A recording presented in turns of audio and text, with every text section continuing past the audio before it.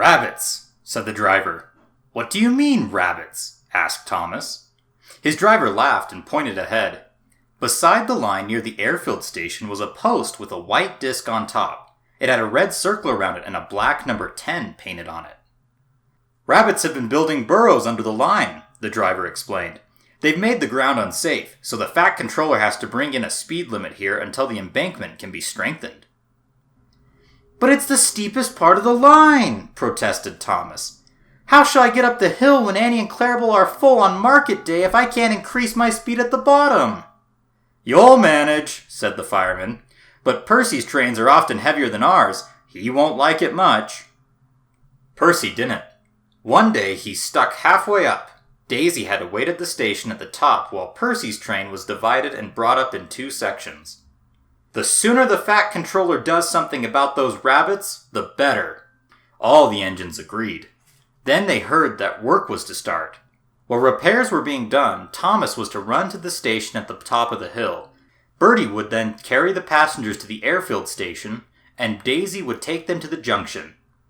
The day before the line closed, Thomas was taking Annie and Clarabel down the hill when he felt the rails quiver under his wheels. "Help!" exclaimed Thomas. Suddenly, the left-hand rail tilted. There was a crunch and his wheels settled on the ballast. Luckily, Thomas stopped moving before Annie and Clarabel came off the rails too. The guard went back to the station to telephone for help. Percy was shunting when the call came through.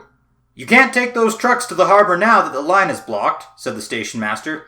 "Please take some workmen, bring Annie and Clarabel home, and then help Thomas." Thomas was glad when Percy arrived. While Percy took the passengers back to the station, the workmen unloaded their gear and prepared the site. "The ground's unsafe for a crane, even if we had one," they said, "and we can't just pull you out because that will only damage more of the line.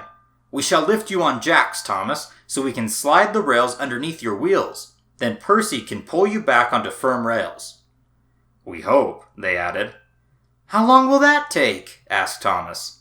The foreman shrugged. "Who knows," he said. 2 hours, maybe 3. Slowly, with a jack at each corner of his frame, they lifted Thomas until they could slide lengths of rail laid on their side under his wheels. Then, very gently, he was lowered onto the rails. A strong cable was fixed to his coupling and the other end was fastened to Percy. The Fat Controller had come to watch. "Are you ready? Heave!" he called to Percy.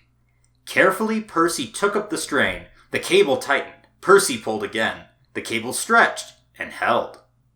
Very slowly, Thomas moved backwards, his wheels running on the grooves in the sides of the rails.